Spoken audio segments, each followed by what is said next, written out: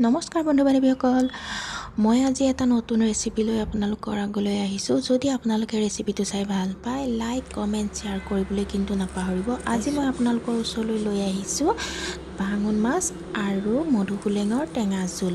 আৰু এয়া ভাঙন মাছ দেখিছে মই বাছি আছোঁ। আজি ৰাতিপুৱাই বেপাৰীৰ পৰা হাজবেণ্ডে লৈ থৈছিলে আৰু মই ভাবিলোঁ কি দুপৰীয়া সাজৰ কাৰণে মই ভাঙন মাছ আৰু মধুসোলেঙৰ টেঙা জোল বনাওঁ, যিহেতু গৰম পৰিছে। আৰু মাছকেইটা মই এনেদৰে বাছি লৈছোঁ আৰু বাছি লোৱাৰ পিছত মাছকেইটা এয়া ধুনীয়া হৈ গ'ল, চাফা হৈ গ'ল। আৰু তাত মই এচিকুট হালধি দিছোঁ, যিহেতু মাছ ফ্ৰাই কৰোঁতে হালধিকণ দিলে ফ্ৰাই কৰিলে দেখিবলৈ ধুনীয়া হয়। আৰু লগতে মই অকণমান নিমখ দিছোঁ, নিমখটো তেতিয়া ফ্ৰাই কৰোঁতে মাছত সোমাই পৰিব। আৰু এয়া এটা ডাঙৰ মাছ আছিলে, ভাঙন মাছ, আৰু সেইটো মই দুপিচ কৰি ল'লোঁ। আৰু এয়া দেখিছে এখন মই পেন পাতি ল'লোঁ গেছত। পেনখন পাতি লোৱাৰ পিছত গৰম হোৱালৈ মই অপেক্ষা কৰিছোঁ। আৰু পেনখন গৰম হ'লে তেলখিনি দিলে মাছখিনি ধুনীয়াকৈ ফ্ৰাই হ'ব। আৰু মই মাছখিনি ডিপ ফ্ৰাই নকৰোঁ, যিহেতু মই টেঙা জোল বনাম, অকণমান ৰঙচুৱাকৈ ভাজিম। আৰু ইয়াত পেনখন গৰম হৈছে নে নাই মই চেক কৰি চাইছোঁ, আৰু পেনখন ইতিমধ্যে গৰম হৈছে। তাত মই অলপ মিঠাতেল দিম, আৰু এখন ননষ্টিক হয় কাৰণে মিঠাতেলটো কমকৈ দিম।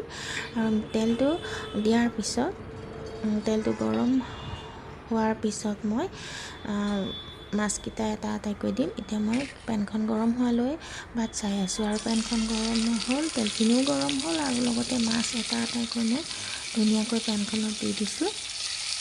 আৰু যিহেতু মাছ কমকৈ লৈছোঁ, আৰু আজি হাজবেণ্ড নাই, বিয়া এখন আছে তালৈ গৈছে।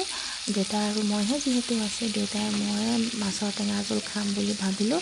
আৰু এয়া মাছ মই দি দিছোঁ, দুজনৰ কাৰণে কমকৈ বনাম। আৰু এইফালে মাছখিনি এইফালে ফ্ৰাই হোৱালৈ দেউতাই মোক মধুসোলেঙৰ পাত বাছি দিছে, মোক সহায় কৰি দিছে মধুসোলেঙৰ পাত বাছি।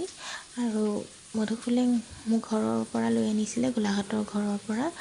যিহেতু আমি দুয়োজন, মই আৰু হাজবেণ্ড তেজপুৰত থাকোঁ, ইয়াত মধুসোলেঙৰ পাত পাবলৈ নাই, সেইকাৰণে দেউতাই লৈ আহিলে। আৰু আজি ভাবিলোঁ যিহেতু মাছো আছে আৰু মধুসোলেঙৰ পাতো আছে, সেয়েহে আকৌ গৰমো পৰিছে, সেয়েহে ভাবিলোঁ মধুসোলেং টেঙাৰ মাছৰ জোলকে বনাওঁ। সেয়া ধুনীয়াকৈ বাছি দিছে, এটা এটাকৈ বাচিছে। আৰু বাচি সেইফালে হোৱা মানে এইফালে মোৰ মাছ ফ্ৰাই হ'লেই। মাছটো ফ্ৰাই হৈছে, অকণমান ৰঙচুৱাকৈ ভাজিছোঁ। আৰু এতিয়া মই মাছখিনি কাঢ়ি ল'ম। কাঢ়ি লোৱাৰ পিছত একেখন পেনতে আকৌ অকণমান মিঠাতেল দিম। সেই মিঠাতেলটো ইয়াত মই কমকৈ ব্যৱহাৰ কৰিম, যিহেতু মাছখিনি ফ্ৰাই কৰি থৈছোঁ। এয়া মিঠাতেল মই অকণমান দিছোঁ। আকৌ মিঠাতেলখিনি এইবাৰো গৰম হোৱালৈ অকণমান দেৰি বাট চাম। আৰু ননষ্টিক কেৰাহী হ'লে এইটোৱেই ভাল, তেল কমকৈ দিলোঁ হয়। আৰু এনেও আমি তেল আচলতে কমকৈয়ে খাব লাগে, আজিকালি বিভিন্ন ধৰণৰ আমাৰ বেমাৰ আজাৰবিলাক হৈ থাকে, সেইকাৰণে আমি কমকৈ তেল খোৱাটোৱেই উচিত। আৰু এইফালে তেল গৰম হ'ল, আৰু এইফালে মই টুকুৰাকৈ কাটি থোৱা পিঁয়াজ তেলত দি দিলোঁ। আজি মই দীঘলকৈ কটা নাই, অকণমান টুকুৰা কৰি দিছোঁ, বৰ বেছি সৰুকৈও নহয়, জোখৰ কৰি দিছোঁ। আৰু পিঁয়াজখিনি মই ৰঙচুৱাকৈ ভাজিম। আৰু ৰঙচুৱাকৈ ভজাৰ পিছত তাত মই আদা নহৰু পেষ্ট কৰি থৈছোঁ, সেইখিনি দিম। আৰু দেউতাই ঘৰৰ পৰা জলকীয়া আনিছিলে, সেয়া জলকীয়াও মই দুটা কাটি থৈছোঁ ইয়াত দিবলৈ। আৰু পিঁয়াজখিনি ৰঙচুৱাকৈ ভাজি আদা নহৰু পেষ্টটো দিলে গোন্ধটো ধুনীয়া ওলায়। আৰু এয়া আদা নহৰু দিয়াৰ পিছত এনেকুৱা ধৰণৰ হ'ল, আৰু জলকীয়া দুটাও দি দিলোঁ। ইয়াত দিছোঁ মই হালধি অকণমান, আকৌ দি দিছোঁ ইয়াত। আৰু মই জিৰা গুড়ি অকণমান দিছোঁ, ঘৰতে মই গোটা জিৰা আনি মিক্সিত গুড়ি কৰি লৈছিলোঁ। আৰু ধনিয়াও মই গোটা কৰি আনি মিক্সিত গুড়ি কৰি লৈছিলোঁ।